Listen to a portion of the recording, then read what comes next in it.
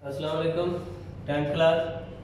आज हम बायोलॉजी में चैप्टर नंबर 10 स्टार्ट कर रहे हैं और इसका पहला लेक्चर जो है, पहला टॉपिक गैसेस एक्सचेंज, गैसों का तबादला है।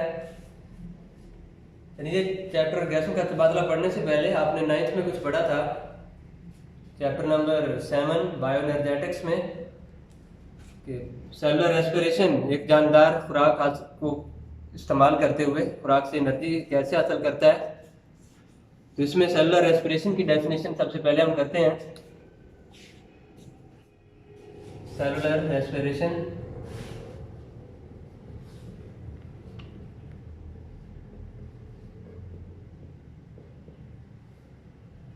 सेलुलर रेस्पिरेशन एक ऐसा अमल है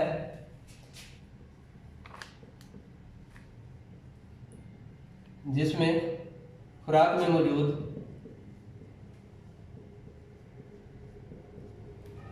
कार्बन और हाइड्रोजन बॉन्ड को तोड़कर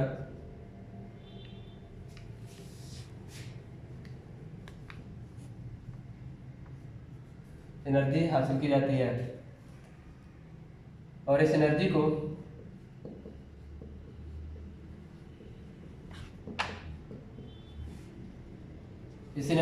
एटीपी में तब्दील किया जाता है और फिर जानदार उस एनर्जी को इस्तेमाल करते हैं।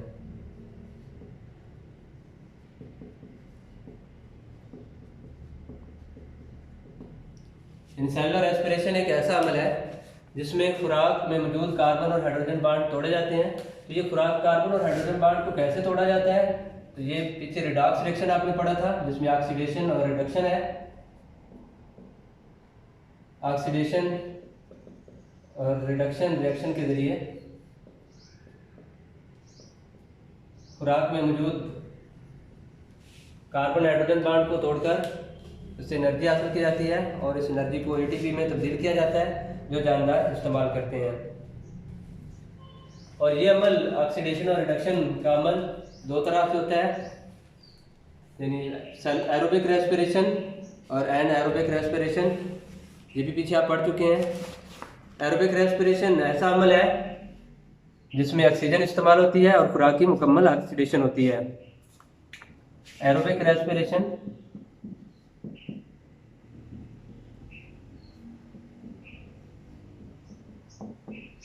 ऐसा अमल है जिसमें ऑक्सीजन इस्तेमाल होती है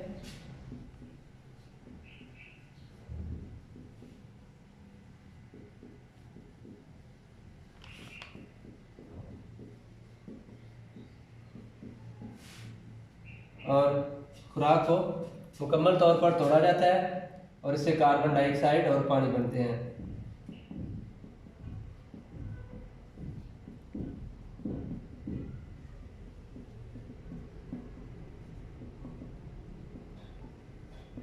और इस तरह एनारोबिक रेस्पिरेशन था जिसमें खुराक की मुकम्मल ऑक्सीडेशन नहीं होती, खुराक को ऑक्सीजन इस्तेमाल नहीं होती, खुराक नहीं टूटती और उसके नतीजे में अल्कोहल और लैक्टिक एसिड पैदा होते हैं।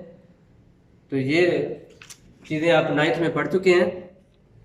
इसी तरह गैसों का तबादला है कि गैसों का तबादला कैसे होता है। गैसों का तबादला से मुराद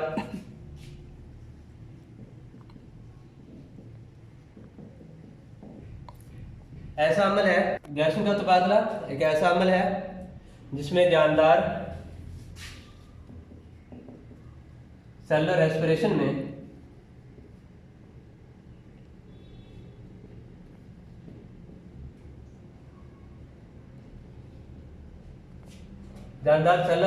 में ऑक्सीजन इस्तेमाल करने के लिए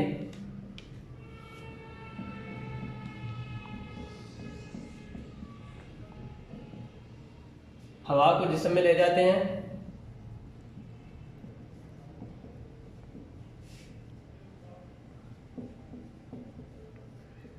यानी हवा को जिस्म में ले जाना ताकि उससे ऑक्सीजन हासिल हो सके और सेलुलर रेस्पिरेशन के नतीजे में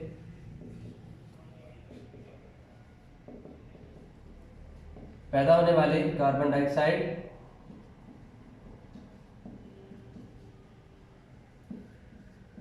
सेलुलर रेस्पिरेशन के नतीजे में पैदा होने वाले कार्बन डाइऑक्साइड को बाहर निकालने के लिए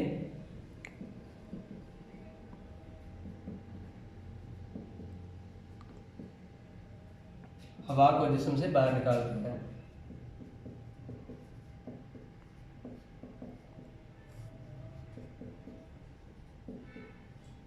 तो ऐसा अमल जिसमें हवा को जिस्म में ले जाया जाए ताकि उससे ऑक्सीजन हासिल हो सके, और हवा को जिस्म से बाहर निकाला जाए जिससे कार्बन डाइऑक्साइड को बाहर निकाल सकें। तो इस पूरे प्रोसेस को गैसों का तबादला कहते हैं, गैसेस एक्सचेंज। इसी तरह ये गैसों का तबादला पौधों में भी होता है और जानवरों में भी होता है। तो आज पहले हम पौधों में पढ़ेंगे गैसेस एक्सचेंज इन प्लांट्स।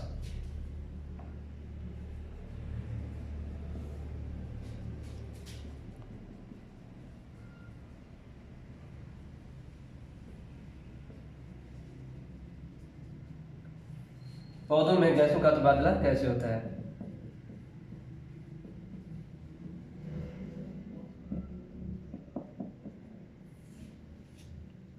पौधों में गैसों के तबादले के लिए कोई खास सिस्टम मौजूद नहीं होता। पौधे का हर सेल अपने तौर पर गैसों का तबादला करता है। जैसे एनिमल्स में गैसों के तबादले के लिए खास सिस्टम मौजूद है जिसको रेस्पिरेटरी सिस्टम कहते हैं, लेकिन पौधों में गैसों के तबादले के लिए कोई ख़ास सिस्टम, कोई आर्गन खास मौजूद नहीं है। पौधे का हर सेल जो है, हर हिस्सा जो है अपने तौर पर गैसों का तबादला करता है। ऐसे इस तरह पत्ते में और छोटी उम्र की जो जड़ें होती हैं उनकी एपिडर्मिस में मखसूस सुराख होते हैं जिनको स्टोमेटा कहते हैं। तो इन स्टोमेटा के जरिए भी गैसों का कुछ तबादला होता है। तो अब हम पत्ते की स्ट्रक्चर बनाते हैं। सबसे पहले पत्ते की स्ट्रक्चर में ये ऊपर सेल्स की दो लेयर्स होती हैं, एक अपर साइड और एक जेरी साइड। ऊपर वाली तह को बलाई एपिडर्मिस कहते हैं।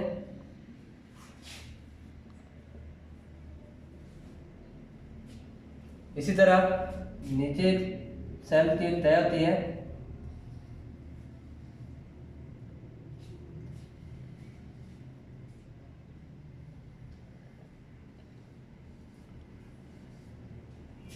इसको लोअर एपिडर्मिस या जेरी एपिडर्मिस कहते हैं।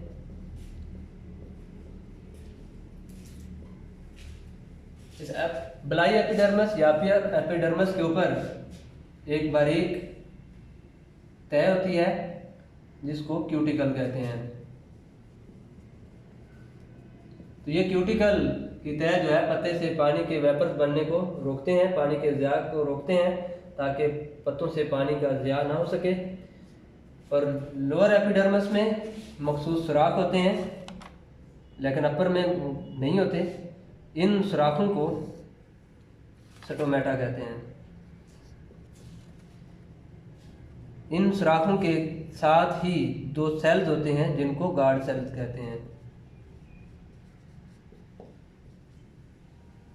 तो इन दोनों लेयर के दरमियान, upper epidermis and lower epidermis, इनके दरमियान सेल्स की एक मुख्तलिफ तहें होती हैं। अपर एपिडर्मिस के साथ सेल्स लंबे होते हैं और वो एक दूसरे के साथ मिले हुए होते हैं, उनके दरमियान की खाली जगह ज़्यादा नहीं होती।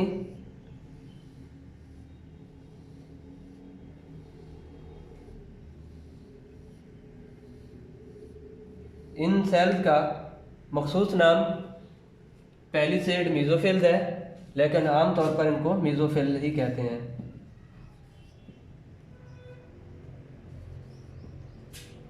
और इसके साथ इसकी लोअर साइड पे सेल्स मुख्तलिफ शक्ल के होते हैं, ग्रुप की शक्ल में भी होते हैं, लेकिन उनके दरमियान एयर स्पेसेस ज़्यादा होती हैं।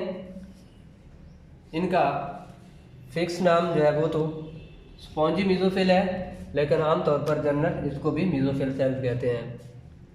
तो ये मीजोफिल सेल्स जो है ये लाइट को अब्जॉर्ब करते हैं। इनमें एक केमिकल क्लोरोफिल होता है, लाइट को अब्जॉर्ब करते हैं और फोटोसिंथेसिस का अमल भी इन्हीं पत्तों में ही होता है। लेकिन हम गैसों के तबादले के पढ़ रहे हैं। गैसों के तबादले के लिए इन लोअर एपिडर्मिस और बलाई एपिडर्मिस के दरमियान जो सेल्स हैं, मीजोफिल सेल्स हैं, इनके दरमियान एयर स्पेसेस मौजूद होती हैं।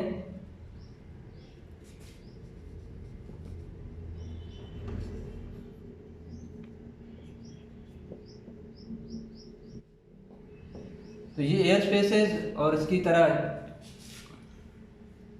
लोअर एपिडर्मिस में स्टोमेटा होते हैं, ये गैसों के तबादले में अहम किरदार अदा करते हैं। तो अब पौधों में गैसों का तबादला मुख्तलिफ तरह से है। यानी पत्ते जो हैं ये दिन के वक्त दो काम कर रहे होते हैं। ये पत्तों के सेल जो है इनको दो तरह के हालात का सामना करना पड़ता है, दिन के वक्त और रात के वक्त। तो दिन के वक्त पत्ते में दो तरह के अमाल हो रहे होते हैं, एक तो फोटोसिंथेसिस होती है और दूसरा रेस्पिरेशन भी होती है। अब फोटोसिंथेसिस जब होती है तो फोटोसिंथेसिस के नतीजे में ग्लूकोज बनता है और ऑक्सीजन प्लस वाटर। इसी तरह रेस्पिरेशन जब होती है तो रेस्पिरेशन के नतीजे में कार्बन डाइऑक्साइड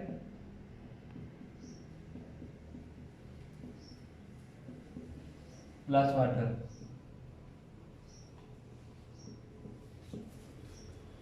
अब ये दोनों प्रोसेस साइड बाय साइड एक दूसरे के साथ ही चल रहे होते हैं। तो इनमें कैसे काम होता है, जब पौधे फोटोसिंथेसिस करते हैं तो फोटोसिंथेसिस के लिए कार्बन डाइऑक्साइड की इनको ज़रूरत होती है। ये कार्बन डाइऑक्साइड कुछ पौधे हवा से लेते हैं, अपने एनवायरनमेंट अपने माहौल से लेते हैं थ्रू स्टोमेटा, और इसी तरह कुछ कार्बन डाइऑक्साइड रेस्पिरेशन के नतीजे में पैदा होती है, वो भी पौधे उसको फोटोसिंथेसिस में इस्तेमाल कर लेते हैं। अब इसी तरह जब फोटोसिंथेसिस होती है तो उसके नतीजे में ऑक्सीजन पैदा होती है। अब इस ऑक्सीजन को पौधे रेस्पिरेशन में इस्तेमाल कर लेते हैं। रेस्पिरेशन में इस्तेमाल करने के बाद जो अज़ाफ़ी बच जाती है उसको स्टोमेटा के ज़रिए बाहर एनवायरनमेंट में खारिज कर देते हैं। यानी दोनों प्रोसेस एक दूसरे के साथ साइड बाय साइड चल रहे होते हैं। फोटोसिंथेसिस में पैदा होने वाली ऑक्सीजन रेस्पिरेशन में यूज हो जाती है और रेस्पिरेशन में पैदा होने वाली कार्बन डाइऑक्साइड फोटोसिंथेसिस में यूज हो जाती है। इनके जो अज़ाफ़ी प्रोडक्ट बचती है वो स्टोमेटा के जरिए बाहर एनवायरनमेंट में रिलीज हो जाती है। तो ये था पत्ते में। इसी तरह जड़ों में और तनों में भी रेस्पिरेशन या गैसों का तबादला होता है। जड़ में और तने में स्टोमेटा नहीं होते, इनमें मखसूस सुराख होते हैं जिनको लेंटिसेल्स कहते हैं।